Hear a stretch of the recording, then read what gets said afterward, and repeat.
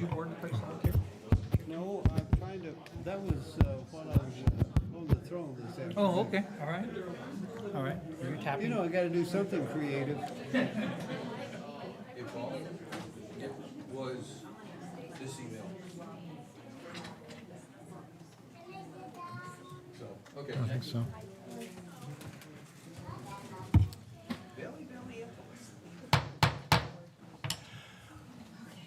Welcome to the April 8th regular board meeting for the Tehachapi Unified School District.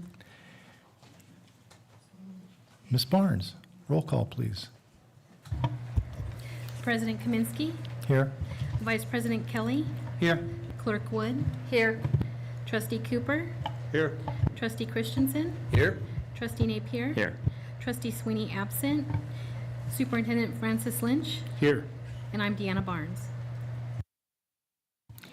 Thank you, Ms. Barnes.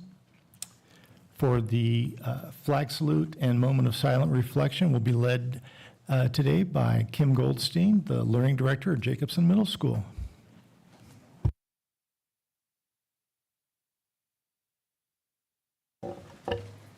Good evening. Please stand. Ready? Begin. I pledge allegiance to the flag of the United States of America and to the republic for which it stands, one nation, under God, indivisible, with liberty and justice for all.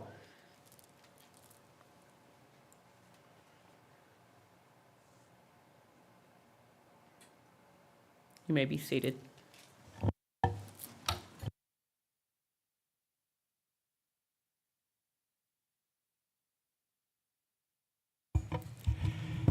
Thank you, Ms. Goldstein. Item 2, approval of the agenda. Do I have a motion to approve the agenda? Kelly, I make the motion. Second. It was motioned by Vice President Kelly, seconded by Trustee Cooper to approve the agenda. All in favor, say aye. Any opposed? Motion carries 6-0. Item 3, recognition of Capturing Kids' Hearts student greeters. Superintendent Lynch. Good evening, everyone. Thank you. Tonight's greeters are from the Tehachapi Independent Learning Academy, TILA, and it is the Torres family. So in first grade, we have Jason Torres. In fifth grade, Javen Torres. In sixth grade, Jaden Torres. And they were assisted this evening by their young sister, Jaylyn. So they're all here. If you'd like to come up, we'll get a photograph with the board and take care of some goodies.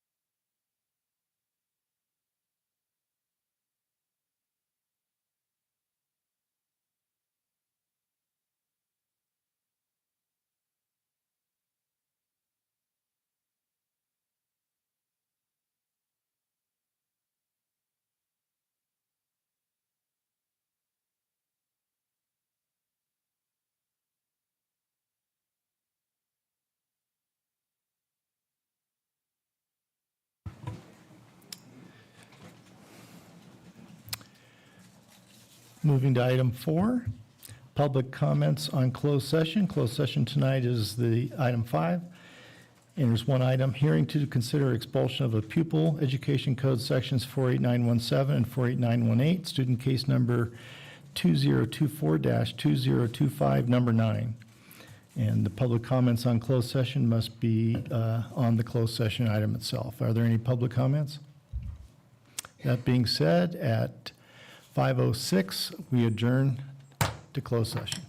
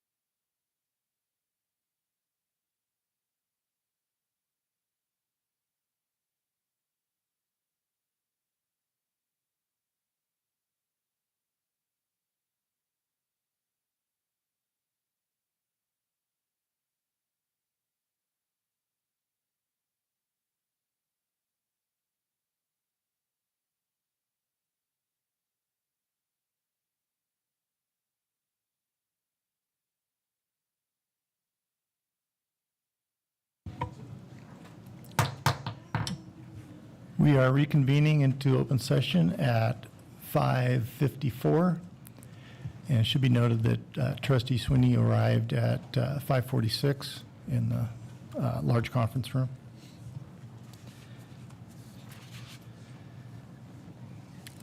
Report of action taken in closed session. Is a hearing to consider expulsion of a pupil, Education Code Sections 48917 and 48918, student case 2024-2025, number 9. That student has been expelled with a motion by Trustee Wood, seconded by Trustee Kelly, but the suspension is suspended, the expulsion is suspended until the student's triennial IEP is completed. At that time, the suspension of the expulsion is over, and the student's placement will be determined by that IEP team. Roll call vote. Ms. Barnes? President Kaminsky. Aye. Vice President Kelly. Aye. Clerk Wood. Aye. Trustee Cooper. Aye. Trustee Christensen. Aye. Trustee Napier. Aye. Trustee Sweeney. Aye. Thank you. Motion carries 7-0. Item 8, general function, superintendent update. Superintendent Lynch.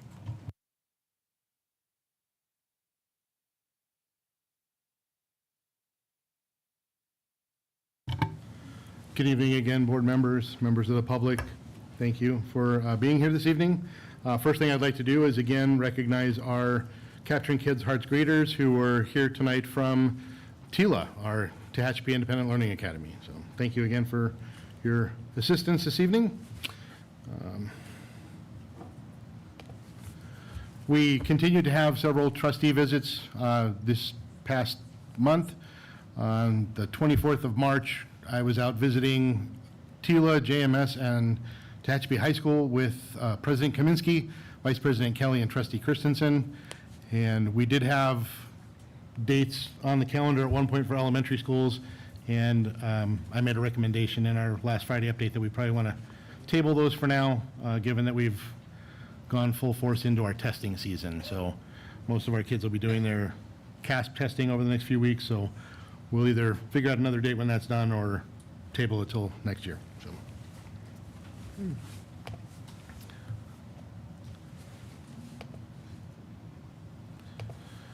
All righty, snow day, we had a snow day on April 2nd.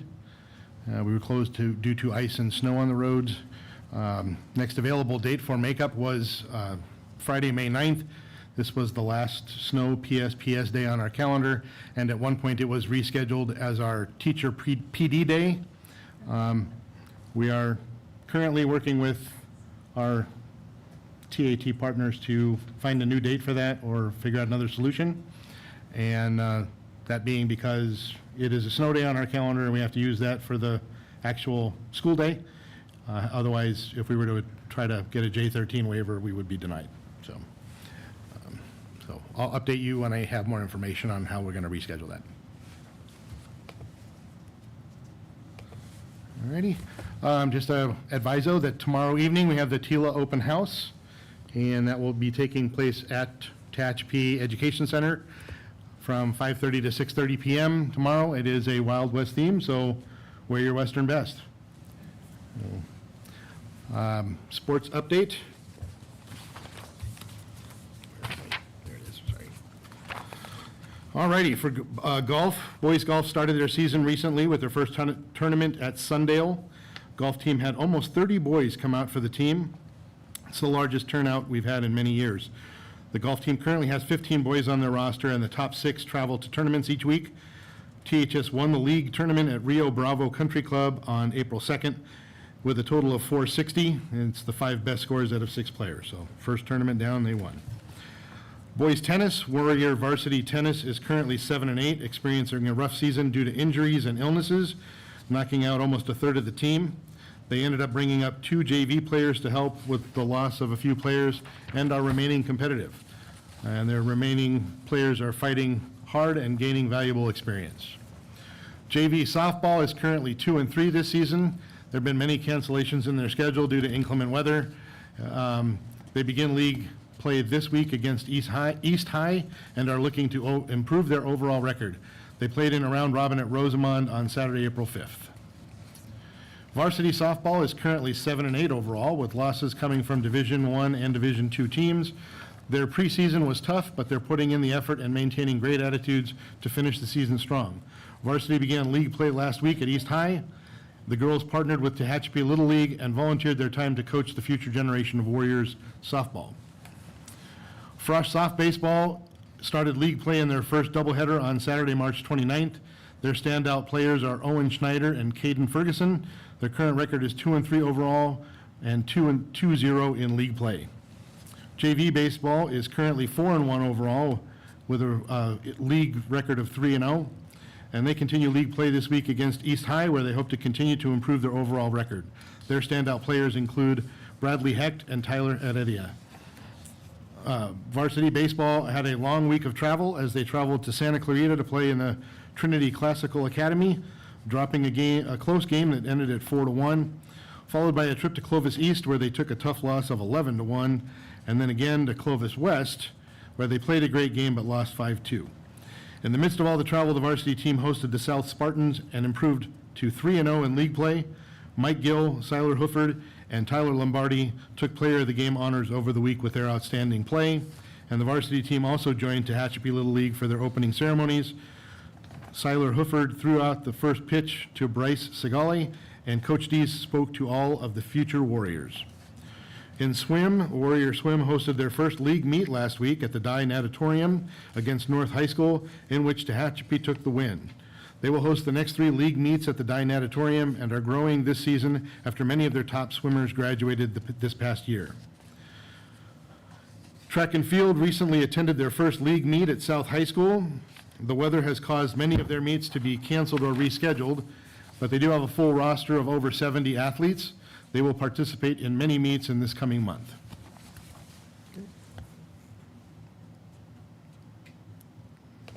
Okay. All righty, for our enrollment report, these are the enrollment numbers for week 29 of the school year. Overall, right now, we're at 17 students fewer than last year for this week of the school year. And we have still about 9 students above where we ended last school year. And I want to say last month when we did this report, we were at 39 below. So either some of our students are coming back, or we had a lot of people drop out last year this week, and it's not quite matched, but anyway, so still above the end of the year number. And then for the attendance update, also for week 29, district-wide attendance for week 29 is down slightly to 91.95%. Last year was at 92.14%, but that's a difference of only 0.19%, which is very small. So we're running on about the same numbers as last year right now. And then we have the upcoming dates and events.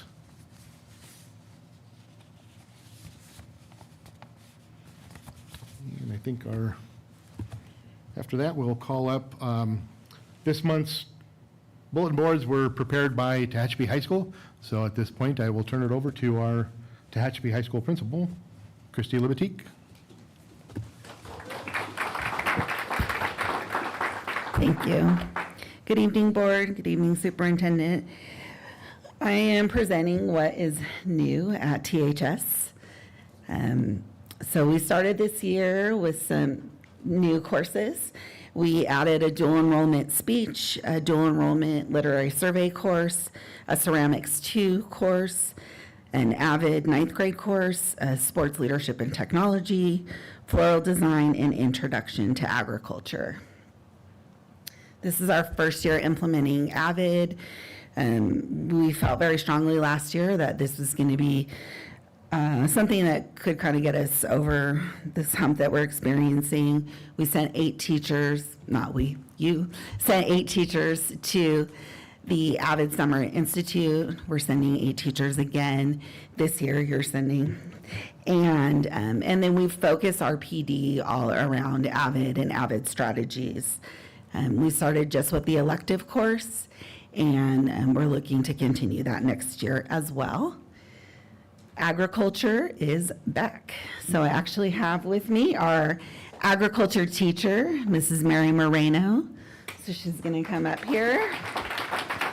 And we did bring some of our FFA officers to speak with you as well. Hello. I'm not very good at speaking like this. So I'm Mary Moreno. I'm the agriculture teacher. And we've had a really exciting year this year. We've done a lot. And I'm going to introduce some of my students to you. Some of them just came back from state convention up in Sacramento where they spent 4 days. And it was over almost 8,500 kids up there. And it was a great experience. So I'm going to introduce my students. This is Paxton. He's the president, sorry. And then you can introduce everybody else, okay? All right. Hello, my name is Paxton Cottle. I'm the president of the Tehachapi chapter of the FFA here at Tehachapi High School. I'm so thankful for being allowed the time to speak before you today.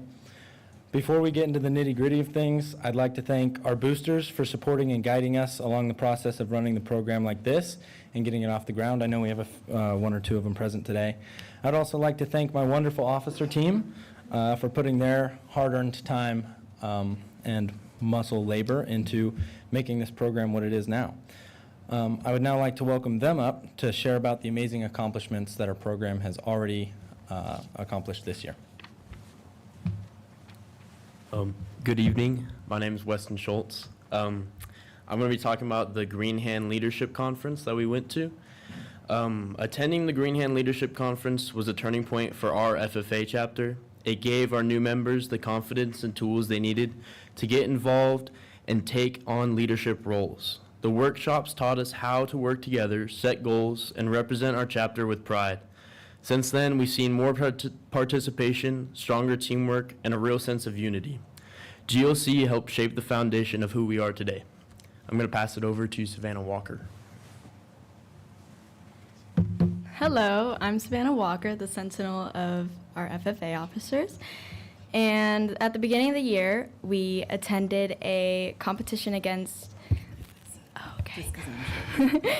against the FFA teams of the Carneño section, and we recited our opening and closing ceremonies. We are proud to say we placed 6 out of 12 teams. And then during the months of October, November, and December, we held a sock drive as a charitable event where the students and staff of Tehachapi High School could donate new and gently used socks to us. We donated a portion of these socks to Marley's Mutts, and they used them to make toys for the puppies they rescued. We donated a portion to the Salvation Army for them to give socks to people in need. And we also donated the last portion to our own warrior pantry, so no kid at our high school will be sockless. Thank you. Hello, my name is Jonah Shugart. I'm the Vice President of the Tehachapi FFA chapter. And as Paxton had mentioned previously, we recently had the opportunity to attend the 97th Annual California FFA State Leadership Conference in Sacramento, which was a series of conferences and workshops over a period of 4 days, taught by the student and adult leadership of the California FFA. I believe this event gave us insightful knowledge of how to be a leader both in the FFA and outside in our everyday lives. We had the opportunity to connect with hundreds of other FFA members from across the state and to practice skills we learned. The skills we practiced there will be invaluable to the continued well-being of our program here in Tehachapi. Over the course of this conference and through my activities with our chapter, I have learned that the FFA is not only about agricultural education, but also about promoting students to grow and develop as leaders and citizens. That we should be focusing on core values such as responsibility and respect for ourselves and others, and to expand our focus and efforts beyond just oneself and to the greater community of Tehachapi.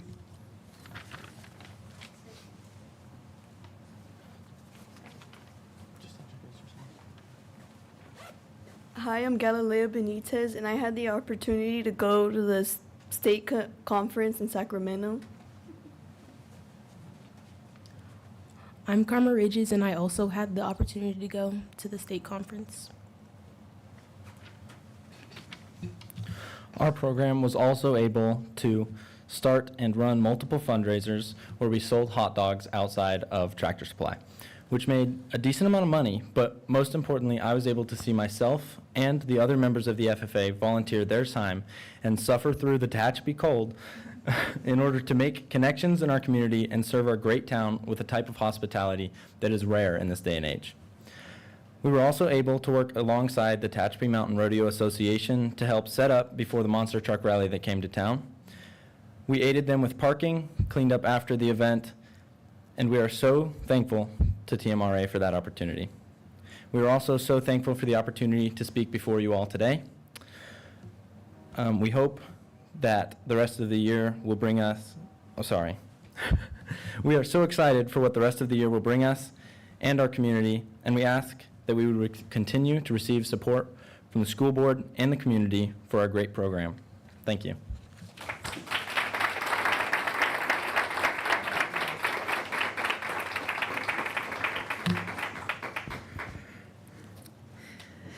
So that is some good leadway to our next slide, which is the courses that we have coming up for next school year. So we're looking at adding dual enrollment forestry courses, a fashion and interior design art course, an AVID 10 elective, dual enrollment multi-ethnic American literature, and a sports leadership and technology 2 class. This year we also added Minga. Minga is it's an app where we do digital hall passes, digital IDs. You can do praise points and PBIS rewards through there. We're looking at adding more features and then doing some more staff training. And we want to give it another year, see if we're going to get the use out of it before we make any determinations. And then you wanted some feedback on CTE. And so here are some facts about CTE. We have over 100 students that we are expecting to be pathway completers for the class of 2025. We have 40 students that are expecting a Saracoso digital media and marketing certificate. We have 942 students that are currently enrolled in a CTE course. Some of our CTE field trips are 100% student focus on career experiences. We have sent students to 25 or over 25 career expos and industry-specific field trips. And we have been able to have, it says 1,000 students, but like 1,000 seats at these. So some students have been on more than one. Looking at our grant, so we went back to 2022. So we have our Perkins grant, which has a longer name than that, but we call it Perkins. And so that is federally funded. We fund field trips, teachers' conferences, and equipment out of that. And in that time span, it's been over $139,000. Our CTIG grant, and that's where we fund our CT coordinator, Julie Heaslett, her position out of there, program supplies and equipment. And so through, in this time period, $876,000. Our Golden State Pathway Program. So this one's been a little tricky, if I'm being honest, because they granted it, took it back, granted it, took it back. So we're playing this like, you got it, you don't. So we've had a little bit of a bump in the road. That's what happened with our sports tech class and with our ag class. We had money that we had planned, but then the money didn't come. And so it was a little, there was some wait time before we were able to get some of the supplies that we needed for those courses. But if we reach the outcomes, then we can renew and get more funding in 2026. So the GSPP is for agriculture, sports leadership technology, and then child development. And the child development, we're partnering with Saracoso. Some additional grants, we have our CCAP grant, which is $100,000, and then we just applied for a $250,000 middle and early college grant. And then actually, I thought, I didn't put it on here because I thought that Mrs. Moreno was going to report it, but she also just received a grant for ag as well. So we're really, you can write a grant, you write a lot of grants. I'd be remiss if I didn't mention Monroe. So Monroe so far has 32 graduates this school year. We use U-Science in Monroe for career exploration. We use it at THS as well, but in Monroe it's required. And then if If you know and love her, Miss Kabonick's retiring this year. And so looking ahead, things that we are looking to do next school year, unpopular opinion, we're excited that we're going to be a Title I school. And through that, we plan to focus on freshmen. So when we looked at our data and where students fall out of A through G, we had a group that met in here with Mrs. Paxton. And we had teachers, counselors, and some people from KCSOS. We really dove into the data. And so we're going to focus on freshmen, really making sure that freshmen are successful right out the gate, increasing our A through G rate, of course, filling our retiree positions, expanding AVID. And next year, if you know, you know, it's a WASC mid-year visit. And then also looking at that financial literacy course that will be required as of now. On our bulletin board, it is really a pictorial story of our tribe. So there are academics, athletics, activities, resources, staff, events, clubs, student work, the grounds, and field trips. So thank you for your support in approving our 800 field trips that we send to you and different requests. Do you have any questions for me?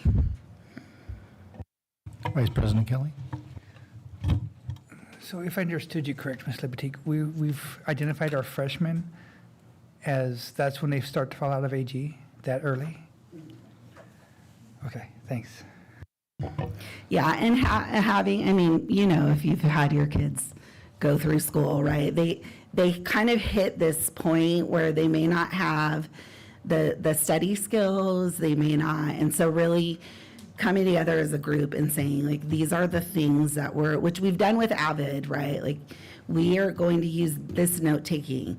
So there's a little more consistency, because that is part of the struggle for freshmen, is there's a lot of change, and so being more consistent with departments and due dates, and we've been working on it for a while, but we have room to grow. Thank you. Any other questions? I have a comment to the FFA students. Fantastic job. You guys speak better in public than most adults do. So regardless of what path you choose in life, that quality about you speaking up here with confidence and eye contact, you guys were fantastic. So you can take our jobs as soon as the next election is up. Stick around and take over for us. So great job. Very, very proud of you guys.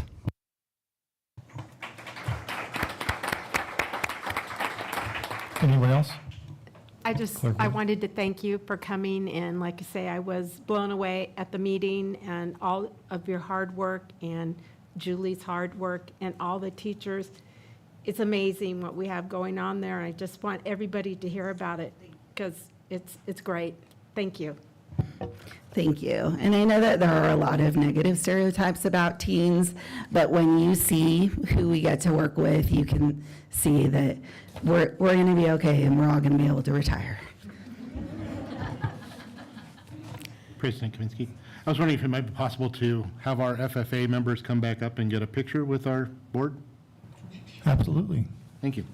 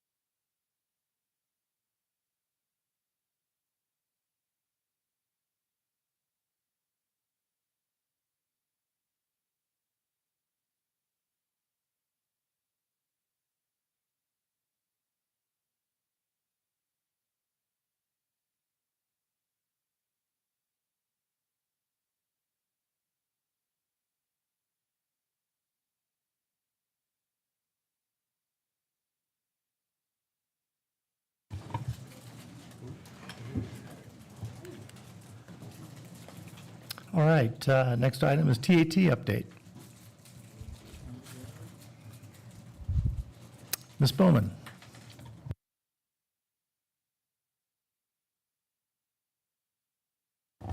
I know you're not used to seeing me come up, huh? It was nice to, oh, thanks. I got it done yesterday.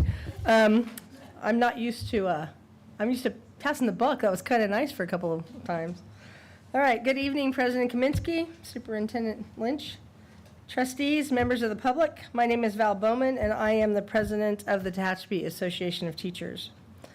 About 10 days ago, I attended a Region 3 CTA meeting. And you might wonder, what is Region 3?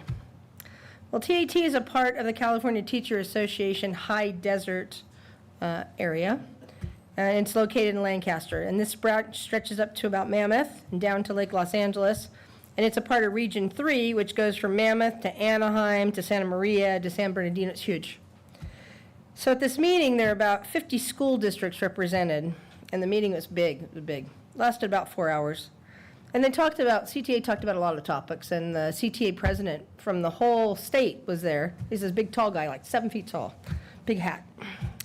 But when he started to talk about reduction in force, the room just exploded. 19 districts were affected by the fires, and many of those districts, they lost schools, and they lost some teachers, and they lost staff. And they had layoffs. And so that left about 31 districts to participate in the discussions. And of those remaining associations, 25 had layoffs. And I was happy to report that Tehachapi is one of 6 not laying off certificated people that were represented by the union and the association. So that was a big deal. That was a big deal not to have layoffs here this year. And why were we so fortunate? It wasn't luck. TAT believes it was the skill and the ability of the previous superintendent and her team, the unions and the board working together to build the reserves that kept the reduction in forces at bay for now. It was also the work of the interim superintendent Lynch and his team, as well as the school board and the bargaining units working together to keep the district solvent.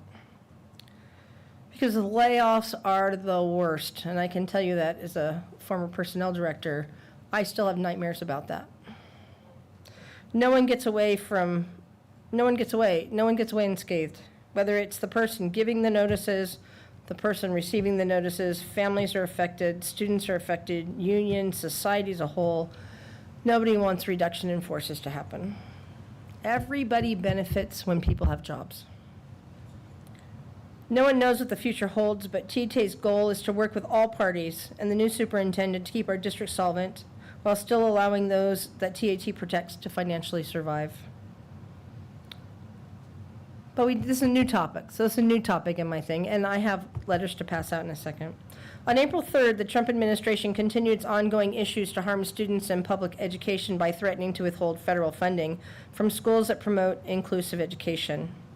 The administration sent a reminder to state and local education agencies, LEAs, asking they sign a new certifications of compliance with their anti-discrimination obligations in order to continue receiving federal financial assistance.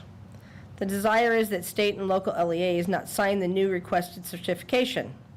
It's not legally required, and it intimidates states and districts into agreeing to an unlawful new condition.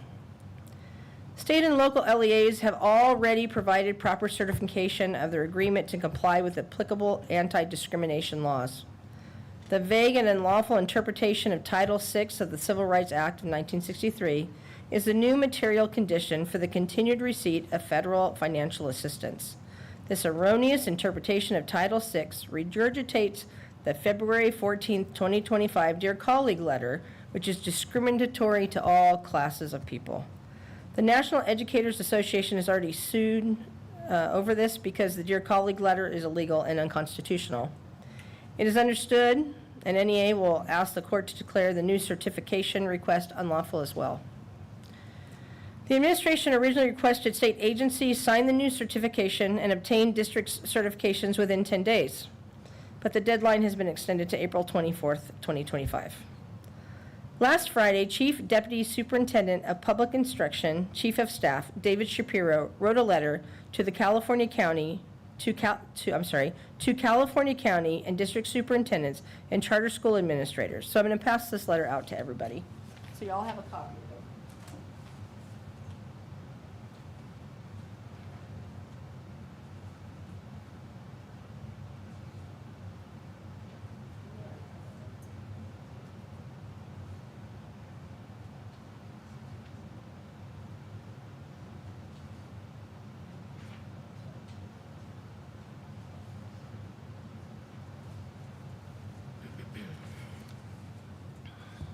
Stating the state and its LEAs have already submitted required assurances to the administration, notifying them that the CDE will respond on their behalf by the requested date. Again, each LEA in the state is in compliance with current mandates, and signing this new certification is not required. It's an intimidation and extortion technique. TUSD is already in compliance to the state mandate, and TAT requests the new certification not be signed. It is TAT's desire to work with all stakeholders, supporting student interests and needs in the most effective and constructive way possible. In order for public education in Tehachapi to survive, we must all work together.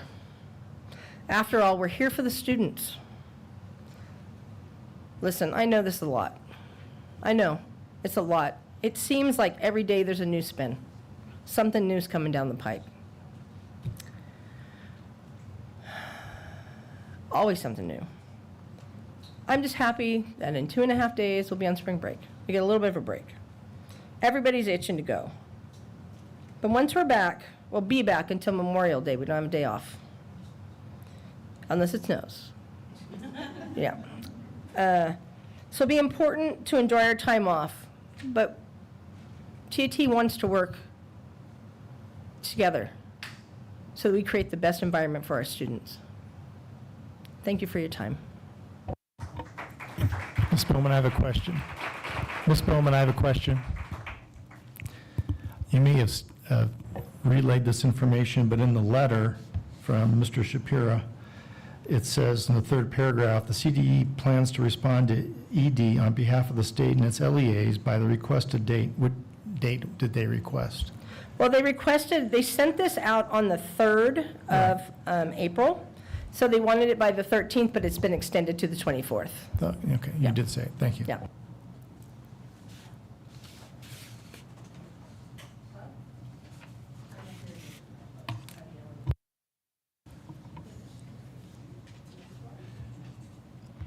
CSEA update?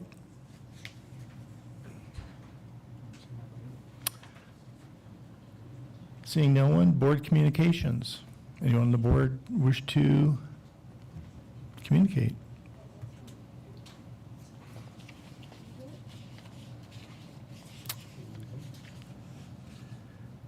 Item 9, public comments.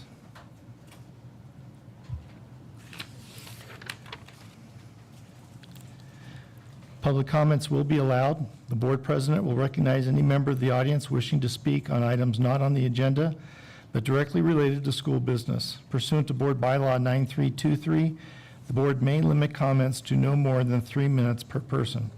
Public comment will also be allowed on each specific action item prior to board action. The president may allot time to those wishing to speak, but no action will be taken on matters presented, and no discussion of non-agenda items will occur. If appropriate, the president or any member of the board may direct that the matter be referred to the superintendent's office for placement on a future agenda. I have one on a action item later, and I have 2 for now. Becky, Sasha.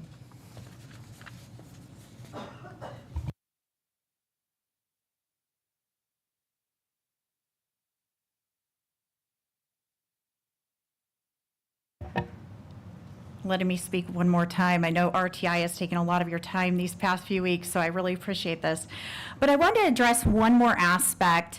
I was having a phone conversation with a really respected educator in our community, and our topic turned to test scores, state test scores. And I got curious enough to give up a few evenings to really dig into my last year's RTI students' test scores. It's something I always did as a classroom teacher, both 162 kids. I usually just use my progress monitoring data. I don't dig into the state test scores as much as I did previously. I focused on one grade level. It was time consuming. It was encouraging. It was worth it. Last year's RTI students did make significant improvement on state testing last year. Some moved into another level, from example, from standard not met to standard nearly met. Some were moving closer to another level. Some only improved by a few points, and some I would have liked to see a little bit more improvement. Since we focused on the lower grades a lot this year and last, I'm expecting that we emphasize phonics so much, so when we see those students taking the state testing, I do expect to see more improvement. As I began to look into these, I started rabbit trailing into RTI is a piece of the puzzle. If the kids can read the test questions, if they can comprehend the passage they're being tested on, of course that's going to be beneficial. But it's not going to save test scores. It's a piece of the puzzle. And I got started thinking about test scores. Did you know that Tehachapi used to be above the county average in state testing? I started really looking back and when that changed, the important positions in our districts that changed, the different programs that changed, when these scores declined. Simple things, and it was probably, well, I won't quote any dates, but simple things like teachers no longer being able to work in their classrooms except during designated hours, to more complex things like district adding more and more initiatives before we could master the previous initiative we've started. The standard mastery tests we're now required to give our students, which would be beneficial for data, but when you give them out of context, if you have to just give a one-off lesson instead of giving them with the unit that it is intended, it's not only time consuming, but it's frustrating for students and teachers. When discussing obstacles to student progress, many teachers will point to iReady. It's not the program itself, it's the way it's being used in our district. iReady would be okay as a program when students have spare time, but requiring large blocks of time on this computer program is hindering our students. When working on iReady, many students are placed above or below grade level. 45 minutes a week on math and 45 minutes a week on reading, not on grade level. That's an hour and a half a week. The state of California requires that we teach students on grade level. Can you imagine a fourth grade student working on a second grade level for an hour and a half a week and then being given the fourth grade state test? It is definitely a problem. iReady diagnostics are lengthy. The iReady repetitive and unengaging nature cannot compete with the enriching education experience that teachers can give, live teaching. So I think really... Sasha, you need to wrap it up. Okay, thank you. I think collaborating with teachers and working together, we could really get to the bottom of how we could improve these test scores. So I appreciate my friend, former colleague, and a brilliant educator kind of encouraging me to go into this because it did help me a lot. And I would like to say thank you to Mr. Kaminsky, because all our RTI speakers, you could have demanded that we wrapped it into one speaker representing all of us, and you patiently, the whole board, listened to speaker after speaker after speaker. So whatever happens with RTI, I will always appreciate that our voices were heard. Thank you. Thank you, Natasha. Amy Shugart.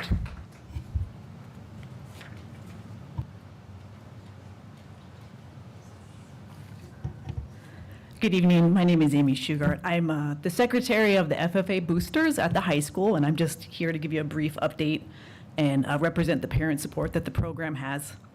We're currently working on achieving our recognition as a booster program, which is requiring us to get liability insurance. We are extremely close to having that done, but as you might imagine, insurance rates change almost on a daily basis. But we're just about there. We've had several fundraisers, as the kids have talked to you about. We've reached out to numerous individuals and corporations to get financial support. Bottom line is we have over 140 students involved in the FFA and Ag program, and we've got teenagers who are excited about getting their hands dirty and getting off of screens for once. These kids are excited about having animals and plants on campus, and we realize we're a growing program. Perhaps we're not quite there yet, we're working on it, but maybe in the meantime, we can work on some kind of on-site learning opportunity. If we're not ready to have a permanent, dedicated property for animals yet, although we have some of the infrastructure, we have barns, we have, panels and fencing ready to go. But if we're not ready, if the board doesn't really think that we're there to have a dedicated on-site program at this point, we've been told that maybe we're not there yet. We do have the energy and excitement behind us with these wonderful students. We've got a lot of parent help, corporate help, and we just want to know that going forward, we're all going to be able to work this program and build it up together, that we have your support in doing that. And if we're not ready for permanent structures yet, maybe there's something in between that we can handle. Maybe Mrs. Moreno can bring, animals on site for a daily, a single day opportunity to learn about this is how you vaccinate a pig, or, for example. Maybe something temporary in the meantime, because they are excited to get their hands on this kind of learning and they're ready to go. So we just want to know we have your support going forward. Thank you so much. Thank you, Ms. Shugart.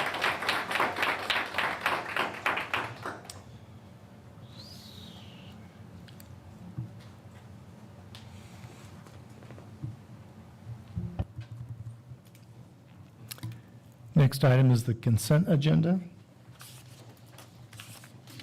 In order to promote efficient meetings, the board may bundle a number of items and act upon them together by a single vote through the use of a consent agenda. Consent items shall be items of a routine nature and items for which board discussion is not anticipated and for which the superintendent recommends approval. When any board member requests the removal of an item from the consent agenda, the item shall be removed and given individual consideration for action as a regular agenda item. Is there any board member that wishes to do that?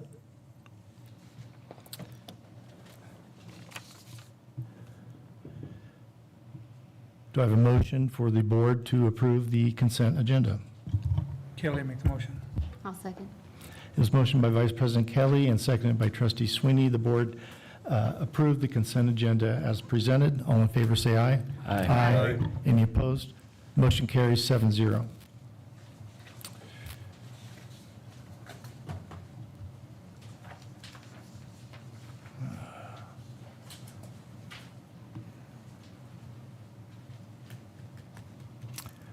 Superintendent. Mr. Lynch, number 1, public hearing on the Tehachapi Unified School District's proposal to the Tehachapi Association of Teachers, CTA/NEA, for reopener negotiations. This public hearing is pursuant to Government Code Section 3547. Thank you again. TUSD is grateful that Tehachapi Association of Teachers has presented their openers for the negotiation for the 25-26 school year, and would like to respond by presenting our sunshine articles as well. Tehachapi Unified School District is proposing to negotiate on Article 3, salary, and Article 4, health and welfare benefits, as these are automatic openers each year. We will also want to negotiate regarding Article 10, safety conditions of employment, and Article 11, evaluations. The district reserves the right to amend or modify this proposal during the course of negotiations and exercise its right to open additional articles if necessary, according to the terms of the current agreement and as authorized by law.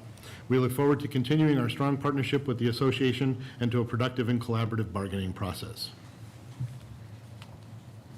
Thank you. Are there any public comments? Is there any discussion with the board? Seeing none, we'll move on to number 2, approval of Tehachapi Unified School District's reopener proposal to the Tehachapi Association of Teachers /CTA/NEA to begin negotiations for a July 1st, 2025 through June 30th, 2026 agreement. This notice is being provided pursuant to Government Code Section 3547. Mr. Lynch. Already attached to the board agenda is a memo in which I state the following is the Tehachapi Unified School District's initial proposal for reopener negotiations with the Teachers Association of Tehachapi, TAT or association, for the 25-26 school year. Article 3 and Article 4, salary and health and welfare benefits. The district is interested in working with TAT to negotiate fair and equitable adjustments to the association's salary schedule and health and welfare benefits consistent with the district's ability to pay for those benefits now and in the future. The district is interested in transparent and forthright conversations about the reality of state and local economies, federal legislation and its impact, and current trends in district enrollment and ADA. We are also opening Article 10, safety conditions of employment. The district is interested in working with TAT to negotiate updates to language regarding students' work and assessment during periods of suspension. Article 11, evaluation procedures. The district is interested in working with TAT to negotiate adjustments to the association's evaluation procedures to ensure that this process is updated to reflect the newly updated and adopted California standards for the teaching profession, CSTPs. We will want to discuss updated contract language and evaluation tools. The district reserves the right to amend or modify this proposal during the course of negotiations and exercise its right to open additional articles if necessary, according to the terms of the current agreement and as authorized by law. We look forward to continuing our strong partnership with the association and to a productive and collaborative bargaining process. Any questions or comments from the board? Seeing none, do I have a motion that the board approve the Tehachapi Unified School District's reopener proposal to the Tehachapi Association of Teachers /CTA/NEA to begin negotiations for the July 1st, 2025 through June 30th, 2026 school year pursuant to Government Code Section 3547 as presented? I move. Kelly, a second. It was moved by Trustee Christensen and seconded by Vice President Kelly. The board approve Tehachapi Unified School District's reopener proposal to the Tehachapi Association of Teachers /CTA/NEA to begin negotiations for the July 1st, 2025 through June 30th, 2026 school year pursuant to Government Code Section 3547. All in favor, say aye. Aye. Any opposed? Motion carries 7-0.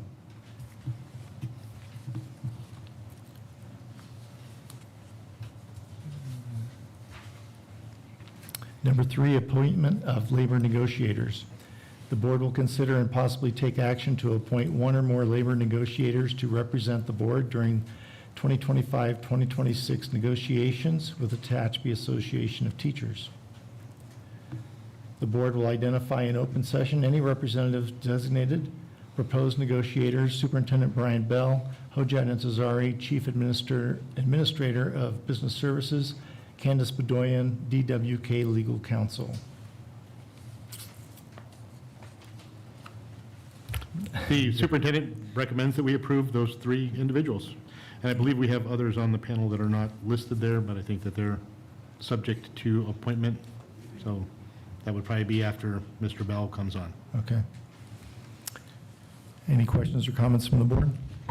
Yeah, I do. So Vice President Kelly. with the last item, we just opened it, correct? And now we're proposing somebody that doesn't even work for our district yet. So I'm a little, where we, yeah, but it doesn't start till July 1st. So are we planning on negotiating before July 1st or only after? Okay, I appreciate that. Thank you. Anyone else? Do I have a motion, the board approve the appointment of labor negotiators to represent the board during 2025-2026 negotiations with the Tehachapi Association of Teachers. The board will identify in open session any representatives designated, proposed negotiators, Superintendent Brian Bell, Hojat Intezari, Chief Administrator of Business Services, Candace Bedoyan, DWK Legal Counsel, as presented. Kelly, make the motion. Cooper, second.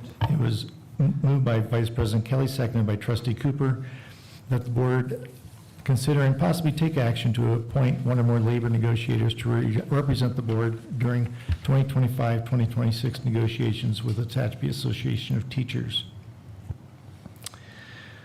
Proposed negotiators, Superintendent Brian Bell, Hojat Intezari, Chief Administrator of Business Services, and Candace Bedoyan, DWK Legal Counsel.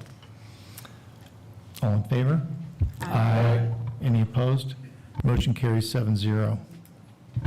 Number 4, first read, board policies. Superintendent Lynch. You should have attached to the board agenda a list of about 24 board policies for update. These are first readings. So we have made some recommendations for adjustments, and I believe that they were all attached to your board packet. Any questions or comments from the board?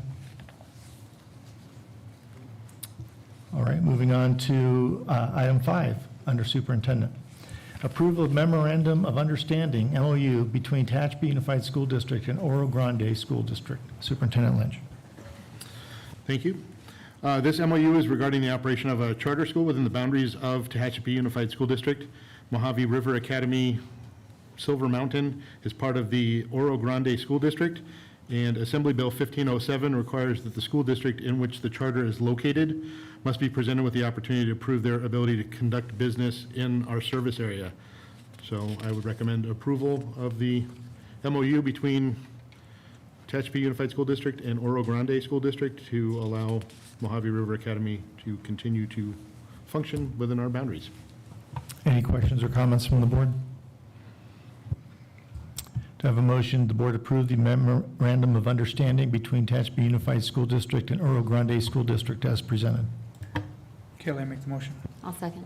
It was motion by Vice President Kelly, seconded by Trustee Sweeney. The board approve the memorandum of understanding, MOU, between Tehachapi Unified School District and Oro Grande School District as presented. All in favor, say aye. Aye. Any opposed? Motion carries 7-0. Thank you, Superintendent Lynch. And now it's Mr. Tazari's turn for business. Item 1, information item. Oro Grande. Did we do that one? That was just it? Mhm. Okay. That is Moccasin River. Yeah. Okay. Number 1, information item, presentation on planned maintenance and facility projects for summer 2025. Thank you very much, President Kaminsky.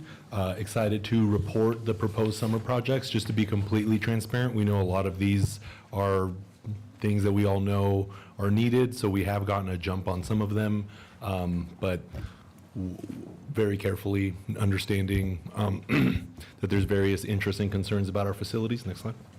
So starting with Cummings Valley Elementary School, we're excited to report that we have a cafeteria table replacement project. So the tables are original to when the school was built in 1999, and because they retract into the wall, over time they've become easily damaged, and so parts need to be replaced. They're difficult for our custodians to move, so we're excited to bring them new tables, but unlike the other elementaries, these will also be going back into the wall to allow for the maximum amount of space usage for the multipurpose room.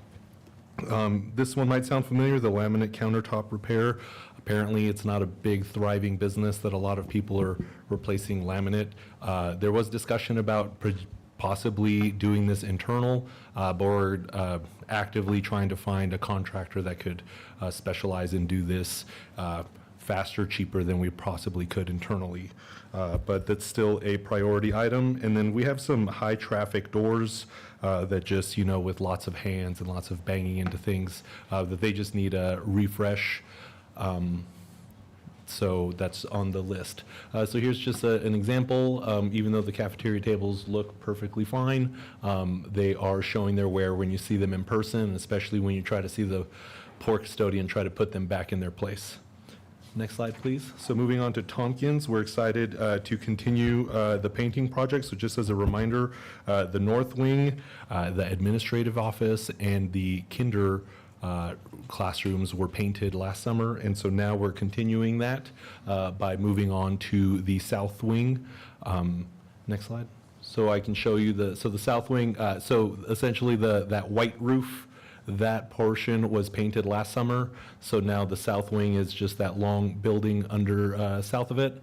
And if time allows, we will also try to paint the portables that are north part of the campus. And so although it's one line item, it is an extensive project of painting half the school. And so we're excited to bring some life. Back one. So just there you go. So the pictures, it's kind of hard to tell, but if you look at them very closely, you can see that the facility is showing age and in need of a refresh.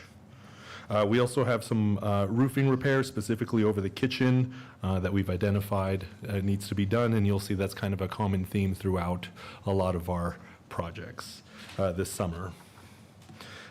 Any questions so far? No? Okay. So moving on to Golden Hills. Golden Hills, for the last couple of these presentations, has been a lot of painting projects, and so excited that kind of moving on. The front office, if you just kind of pay attention to that small strip of flooring, is just really showing its age, also original to the school's construction in the mid-'80s. And so excited to kind of just bring a little life. Also, there's a water line repair that's that we're in desperate need of addressing. And then we also have a kindergarten sandbox. That's kind of an old school item, but if you see that sandbox is located next to a water fountain, and somehow that sand finds itself inside that water fountain all the time. So we're going to actively address the situation by removing it. And it's just a minor project, but excited to kind of get ahead of the problem. Next slide, looking at Jacobson Middle School. So happy to report that we're going to continue the landscaping over by the 400 wing room. That was one of the comments that was made during our facility master plan stakeholder input. There was a teacher that was present that said, it's just kind of hard to look at, there was a lot of comments about pride, and so hope to show how this will kind of align with our staff and stakeholders' interest in seeing school pride at JMS. So we're continuing to doing the removal of old lockers. I know the previous principal had a program of replacing them with trophy cases. So we're still looking to remove the lockers, whether they're trophy cases or something else, but again, just kind of in the theme of school pride. There's planter repairs, so those just large concrete blocks that are holding up some of the landscaping just are showing their age and not holding up as well. And so we've just, through the last couple summers, have been starting to make some repairs. We have some carpet replacement, roofing maintenance and repairs, completing HVAC in JMS at the 300 wing. And then there's also a portable that is been used for storage out by the old 6th grade wing, and there's just been a lot of water damage, custodial supplies stored there, leaks just not being addressed. The way the roof was installed, it's just not appropriate for our kind of weather, and so it's just really shown damage. And so in order to get rid of things in a school district, it's kind of tedious, right? There's a lot of environmental testing that needs to happen. You can't just knock it over and move on, but we are excited to address this concern because it is a hazard. People were storing things in there, and we want to make sure everybody's safe. And lastly, excited to report about our gymnasium restoration project. So after a lot of discussion and hearing back from not only our board, but also a lot of stakeholder input, we certainly understand that the Jacobson Middle School gymnasium is in much need of a refresh. So in addition to, can you go to the next slide? So we'll get to that part. So here's just that part picture at the top left. That's the portable that we're talking about. If you can see, it's out by the tennis courts, and it just needs to be eliminated. Just an example of some of the trophy cases. So it kind of like the idea that turning into the old lockers into, you're still memorializing the past, but in a much nicer way than just old lockers. Here's an example of what the planters that we're talking about out by the gymnasium. As you can see, they're just in really rough shape. Do not emulate school pride. And so just as many of those as we can tackle as possible in the limited time we have during the summer. And then excited to report about the gymnasium. Next slide, please. So not only are we replacing those pads, but we're also finishing the floor. So we're investing a significant amount of effort into bringing some life into the gymnasium. We're also looking into painting not only the inside of the gymnasium, but also replacing a lot in the lobby. So people come to our gymnasium, whether it's parents or visitors, and so we want to make sure that they have a positive reflection of Tehachapi and JMS pride. And so just took some photos to show what it looks like, and excited to show you what it's going to look like in the future. Next slide, please. So, Mr. Antazari, real quick. Yes, sir. We're just removing that one portable, not that whole row of 3 or 4? No, so there's one in particular. So the portables are old, but this one in particular is not only old, but in really rough, dangerous shape. I know that there's some discussion and there's a lot of different ideas. Some people say those portables have to go. They also do impact your classroom capacity numbers because we own them, we don't lease them. But then on the other side, I've seen a lot of we have some survey results from the facilities master plan, and in one of the first 10 responses was, you guys need to do something with those portables. So, but they were alluding to using them, but, so it's just kind of you've got two very far different opinions about what should happen with them. But in addressing why that one particular portable is because it's a hazard. Okay, thank you. So for Tehachapi High School, looking to replace flooring in the staff lounge. I don't know if the high school is aware that we're doing that. Were you aware? So maintenance will be meeting with the administration to talk about flooring. So currently, the staff room has a lot of carpeting in it, and but that's where they have their lunches and a lot of activity, and so it's showing its wear. So we're going to look to a hard flooring surface, and so they'll be talking about colors with the administration here shortly. Similar to Cummings Valley, there's also some exterior door repaints that need to happen. We also have a water valve repair project. Exterior painting, so in looking at the gymnasium, it is in the roughest shape out of all of the buildings at the high school. The high school is probably about ready for a painting refresh project, but that is a large scale project. But knowing that, so we repainted we refreshed the logo on the gymnasium, and it kind of just shows the age of the building, especially when you consider that we also replaced the concrete in front of the gymnasium. So having this be a big focal point for not only our community but also visitors. We're hoping to be able to schedule painting for that facility this summer, and if not this summer, definitely by next summer. But the hope is to get that prioritized for this summer. We also have gymnasium padding replacement. So padding is surprisingly expensive when it's that large and custom to the facility, but it's certainly, again, part of the pride, part of the aesthetic of the gymnasium, but also the safety element. After 24 years or however long the high school has been around, it's time. So excited to bring some refreshment to the gymnasium. And what you'll notice here, can you go to the next slide? Sorry. And then, so what you'll notice here on the bottom right, so if anyone recognizes that restroom, that is at Coy Burnett Stadium, and you'll notice a plywood partition in the bathroom. And so again, in the theme of knowing that we have a lot of staff, community members come visit for a football game, we also have a lot of visitors, and this does not reflect a lot of pride or care. It's just not a good look, and so we're excited to get that replaced and bring a little more life into, the parts of our campuses that are available to not just our general community, but others as well. Last but certainly not least. Another question, the gymnasium padding replacement, is that only roughly what is the basketball gym, or is the weight room and the wrestling room as well? Just the gymnasium portion itself, not in the weight room or any other rooms. Okay, any other questions about the high school or middle school? No? Okay. All right, so going on to Tehachapi Education Center.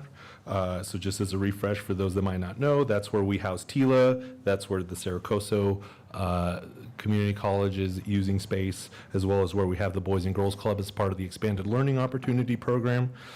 So in that building, for the TILA staff restroom is in need of just a refresh, just a little, it's just a bathroom, and it's only like 4 people that use it, but it's important that, just kind of like last year, we had a refresh of the bathroom in Golden Hills, and it's just kind of important that we show our staff that, we do care about the facilities that they use as well. It's not just the public, it's not just kids, we do want to show them, and it's not a large project, but it's at least a gesture that we care about where they work.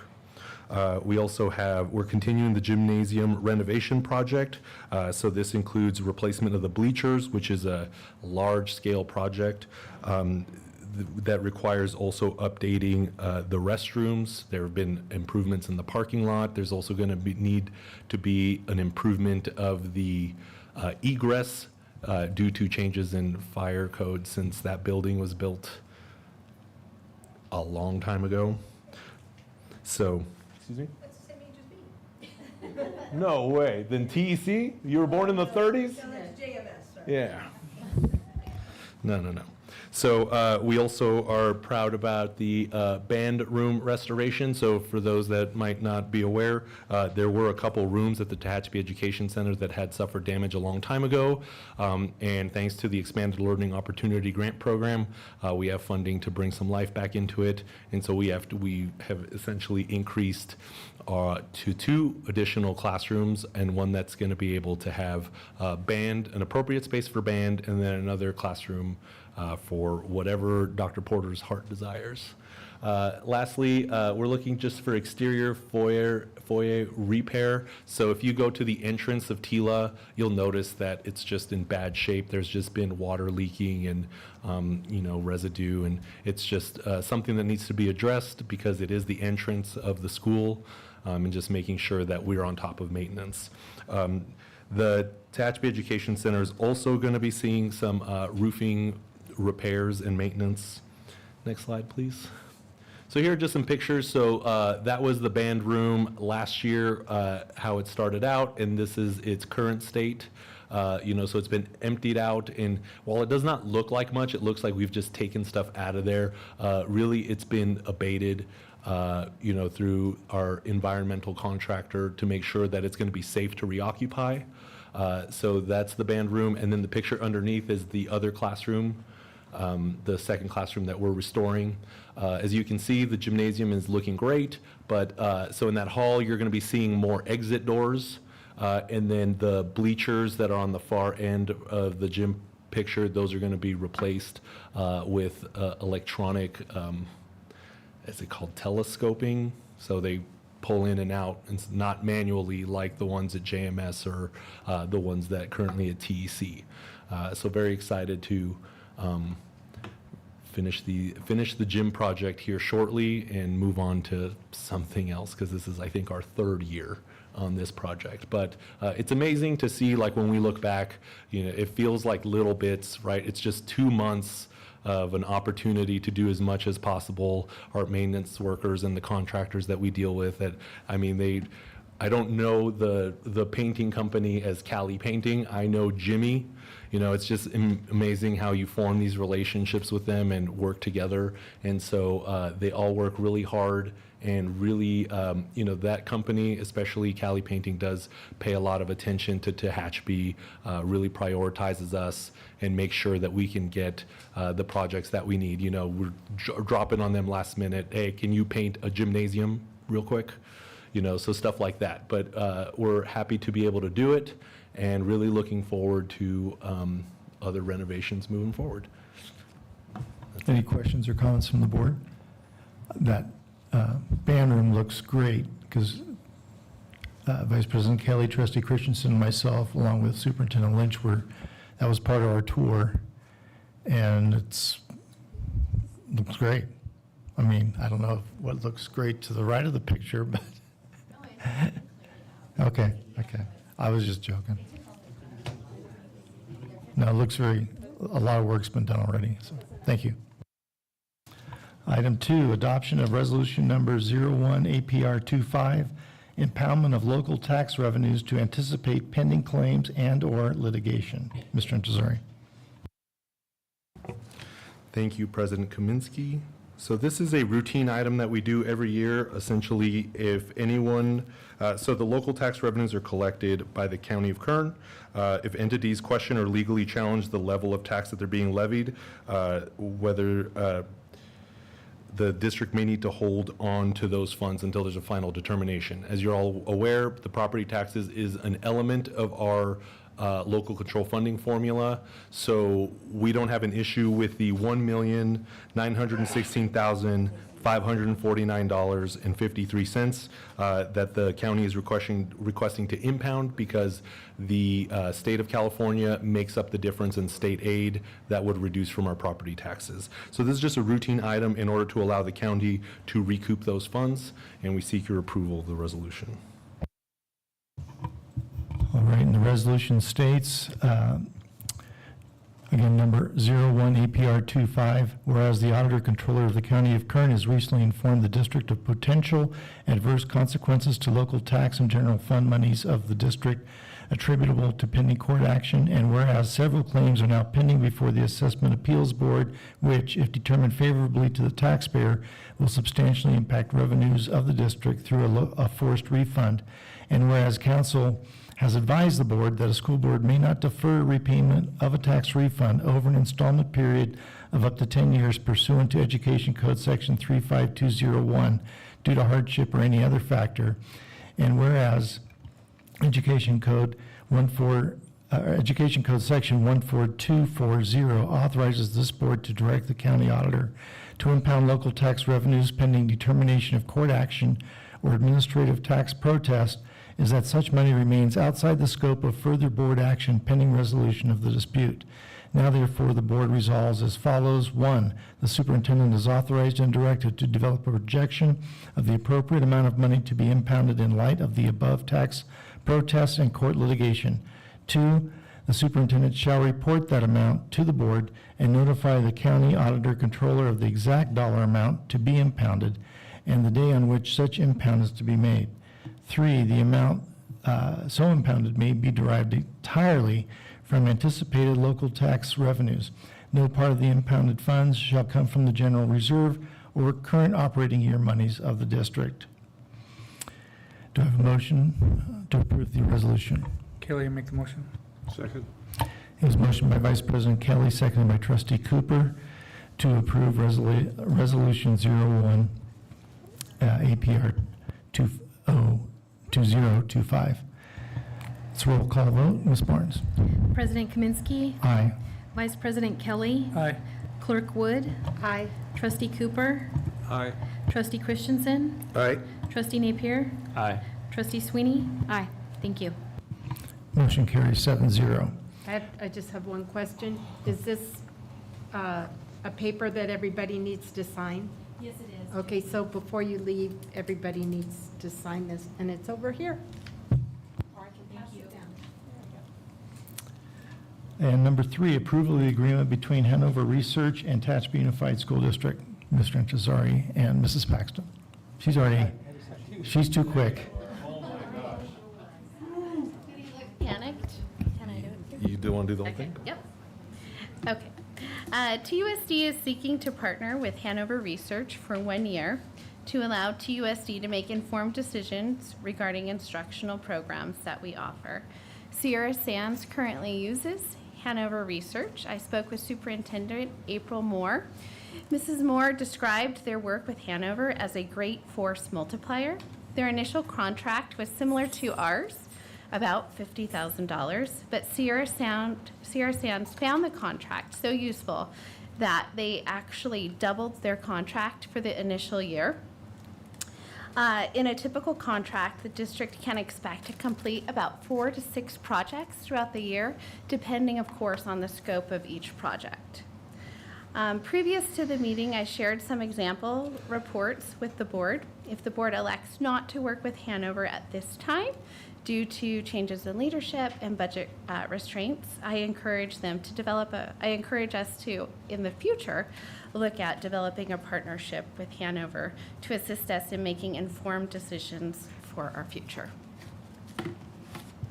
Any questions or comments from the board? I have a few. Go ahead. Trustee Napier. Last meeting, Clerk Wood and I made the request for you to discuss with principals and their staff. How did those meetings go, and what was the feedback you got? Well, this contract isn't for sites, it's at a district level. So I did reach out to principals. About 75% of principals were in favor, but it's not actually for the site, it's for the district. So, for example, projects that Hanover might do is looking at how a district maybe allocates their resources and doing a benchmark study, comparing it to other districts that have similar demographics. So you can see that's not really, this isn't really a site tool, it's more of a district tool. However, depending on the projects that we would use, it would be shared with sites. Okay, that was definitely not the impression we got last time. And when I gave the comment of meeting with principals and talking with teachers and getting kind of their feedback, I mean, ultimately, the intent of this contract is to benefit the students, right? That's obviously everything we do. So the end user is the teachers with the students. So yeah, I definitely have an issue with that. And I think last meeting, I also talked about asking for specific details on the scope of what they're doing. As of now, there's nothing in our agenda or our packet to the board that shows the scope. It's just an agreement to sign. I'm definitely not in favor of just signing an agreement that just gives kind of this blanket sure, go ahead. So yeah, I definitely have an issue with that. I guess my question is also, why now? Why not a year ago? What triggered this? Well, why now is because I'm currently working on the LCAP. So if we go forward with the contract, I wanted to include it in the LCAP, and I have to have that submitted to the county by pretty much the end of April, beginning of May, in order to bring it to the board in June. So that's why now. If it's not something that the board is interested in going forward with, then so be it. Okay. So my recommendation is going to be to pause on this. I think I mentioned last meeting as well. I'll actually listen to the meeting again to make sure I had my thoughts straight on what I thought I said. But I'm definitely not opposed to this. I think there could be some tremendous benefit in having an outside agency kind of look deep into what we do with an outside lens, who has experience with other districts, and they can kind of give us the good and the bad of what we do.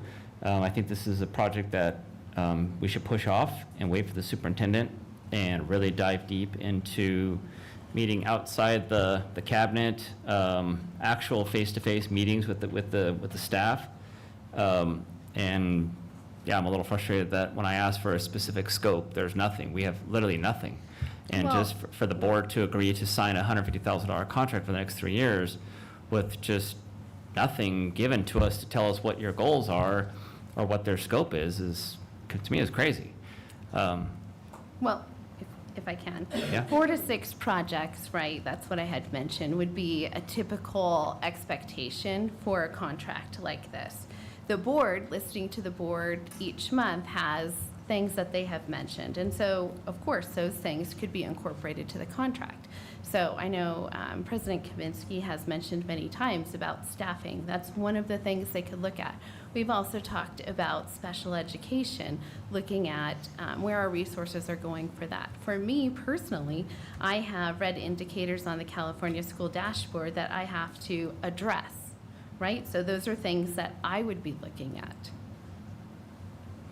Yeah, maybe in the private sector, people can get away with open-ended, non-detailed scopes. In the private sector, they can do that with their private money. But in the government sector, open-ended scopes, whether it's illegal or not, is just not good practice. So I will not be in favor of this at this time. Well, I will say that Hanover is a well-regarded company, and many districts do utilize them in this That's fashion. fine. I understand that you have that opinion of them. I think something that we're going to go to the extent of a 3-year contract, something that we potentially could be expanding their scope. The board should have a discussion on that, as far as, do we go out to bid? Do we solicit other companies for this? Again, I'm not saying they're bad. I'm not saying and that. I'm not taking that. But I think your argument for them when we have nothing to go by. We don't have a list of, they're going to work on our software and our staffing, and these are the 5 things they're going to work on this year, period. This open-ended thing doesn't work. It's not prudent I don't process. think this matters to you, but it is a 1-year contract. It's not a 3-year Okay, contract. either way, it's still 1 year of vague lack of scope here. It's just, yeah, I'm, to be honest, I'm very frustrated that we talked about this last time, and I feel like we were in kind of consensus of the direction we wanted to see prior to coming back, and the 2 things we specifically asked for did not take place. So I'm definitely not in favor at this time. Did the superintendent, Sierra Sands, go into detail how they used Hanover, Yeah. how long they used Hanover? So they've been doing a lot of, they call it pulse point surveys. So a way to get educator partner input. Also, they've created some new programs. Also, they have gone out and they did a study on what kind of grants their district would qualify for. So those are some of the things. In fact, one of the projects they're working on right now is helping them to develop a cell phone policy, because as Superintendent Moore and I spoke, when you work for a small district, you wear a lot of hats, right? And so that partnership helps to provide resources with those types of things. And we have, do you have any more to present? Because we have a public comment. Oh. I don't want to push you aside if you're not Nope, done. that's it. Okay, Trustee Sweeney, go ahead. I also just have a quick comment, sorry. Kodak. So to Tyler's point, I don't know this business either. And I don't know, is this the only business out there? But my bigger concern is we have already looked at budgets and constraints for our staff and what our outlook is $150,000, whether it's 1 year or 10 years, is it the best use of our investment at this time? So I think I'd need to see a bigger picture as well. And I know you mentioned the principal previous just now that they have projects, but how are they doing those things? Like, I need a little more context. I feel blind going to make a decision like that. Well, the resources that I shared with you, I think there were 2 different types of projects that I shared. And if you looked at the projects, it kind of goes over what methods they used for each one. So the method that they would use is dependent on that particular project. So, for example, that Pulse Point survey, that's a really quick one. That doesn't take a long time. But then if you're doing like a mixed method survey where it's quantitative and qualitative, that's much more in depth. So it just depends on what the project is. Anyone else on the board? All right, we had a public comment. Ms. Sasha?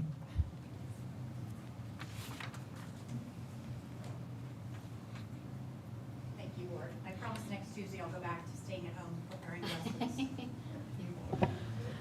When Superintendent Lynch began his interim with our district, we were told by many that he was going to keep the status quo and that not major changes were going to be made across our district.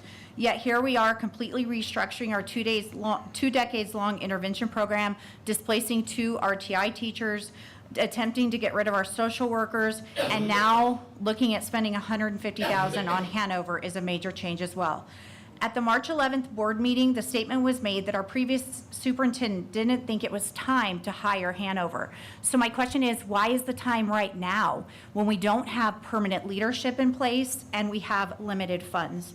Hanover is going to evaluate current practices and systems that impact student outcomes. Your stakeholders, your teachers, your principals, we have a lot to say about that and a lot to contribute. So to say that this is going to be at the district level, that's concerning. I think one of the major problems we're having as a district is that connection between our district office level and your stakeholders. In the Hanover presentation from March 11th, one of the reasons given for hiring Hanover, and I quote, "Student achievement remains flat despite interventions and professional learning." To me, flat means there's not growth, there's a lack of growth. This statement discounts the hard work of students, teachers, and parents. Although we're in agreement that test scores can improve, there's much more to student achievement than test scores. Those of us close to students every day see the daily growth, see the weekly growth, and certainly see the growth from the beginning of the year to the end of the year. There is nothing flat about our students or their growth. In a district that endorses capturing kids' heart, quite frankly, that statement surprised me. In the March 4th issue of the Tehachapi News, there's a quote right on the front page that reads, "In the district's news release Tuesday, Bell said he has a proven track record of transforming schools and fostering student success." Isn't that just what we are hiring Hanover to do? To research how to transform our schools? We're discussing paying an outside agency a large amount of money when our new superintendent boldly states that he has a history of transforming schools and fostering student success. If this is true, he's going to do the job Hanover is charging us $150,000 to do. I attended the meet and greet, and I absolutely believe our new superintendent can deliver on his statement and can transform our schools. I think you guys believe it too, or you wouldn't have hired him. In the meet and greet, he even addressed the cell phone issue and some plans he had on that. So I have great confidence. I hope we can put this off at least until Superintendent Bell gets here. And then if he thinks this is a necessity, then I think that would be a good direction to go. Thank you so much for your attention. Thank you, Ms. Sasha. Any other board member have something to add? I do. I think the point's been made from here and from the podium to let Superintendent Bell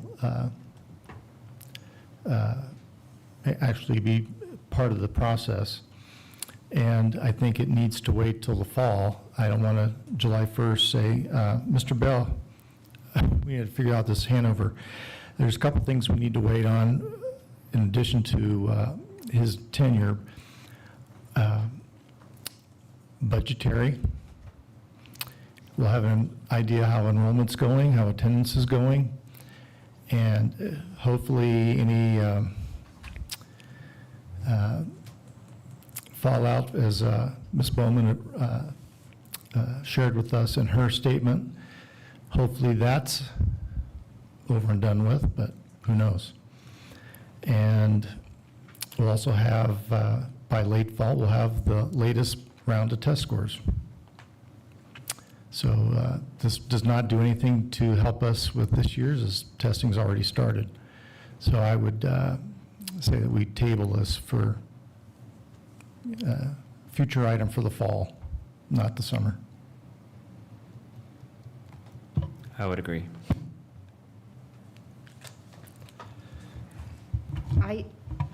I agree with tabling it, but I did do my own research on it myself, and found out a lot of positive things about it. And the one thing I did want to bring up was it's $50,000 a year, and we keep saying 150. That's not what it is. That's not what I heard. I heard 50, and it's 1 year at a time.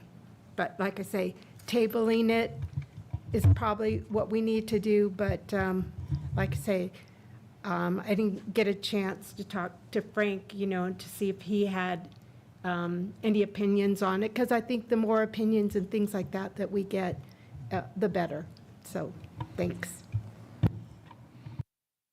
Anyone else?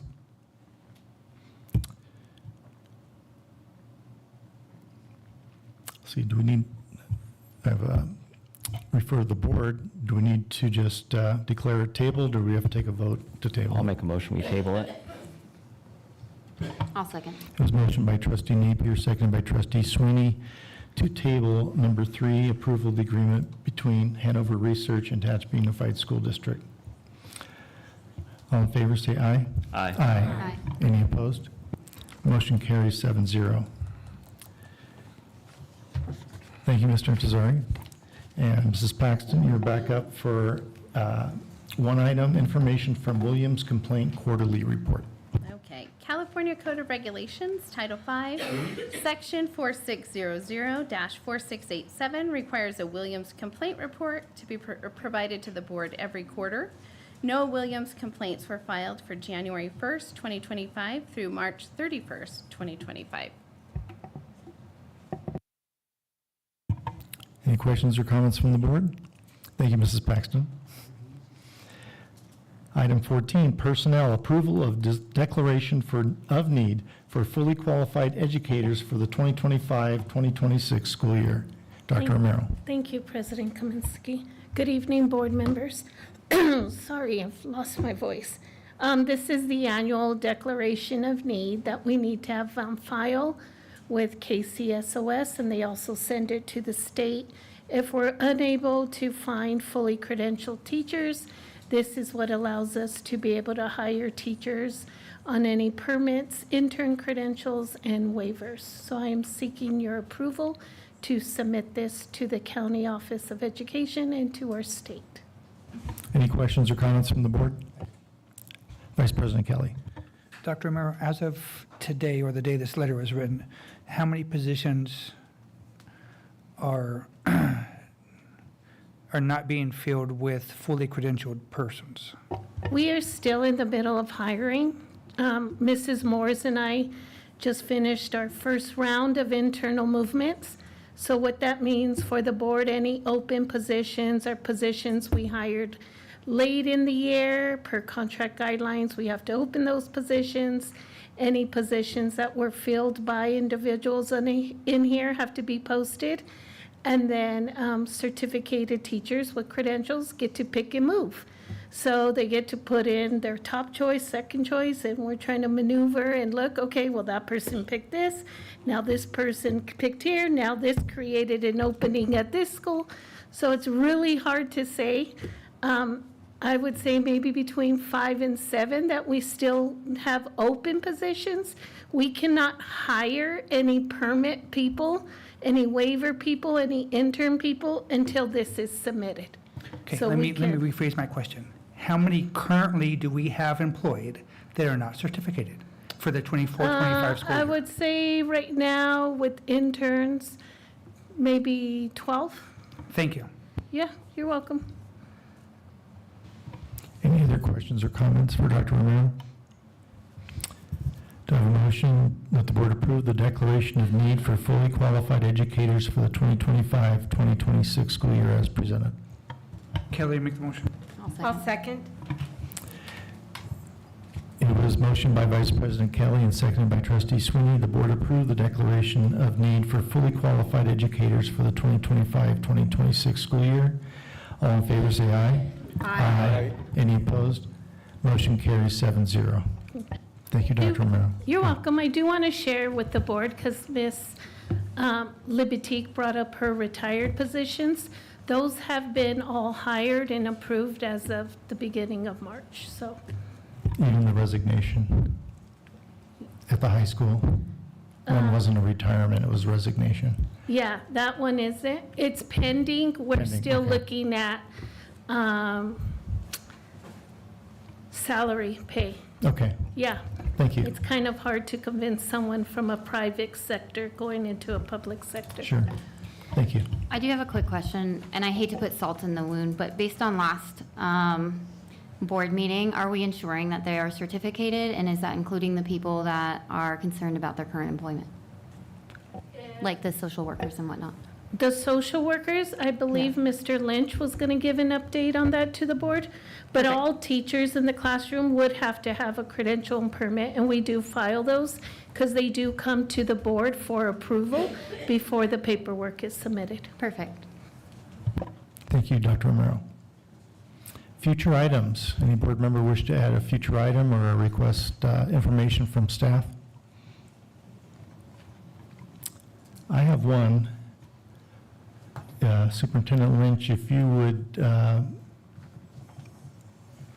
please share with us and update the protocol for what happens in Aries through results of expulsion hearings and students returning from expulsion. Thank you. Anyone else? Lunch.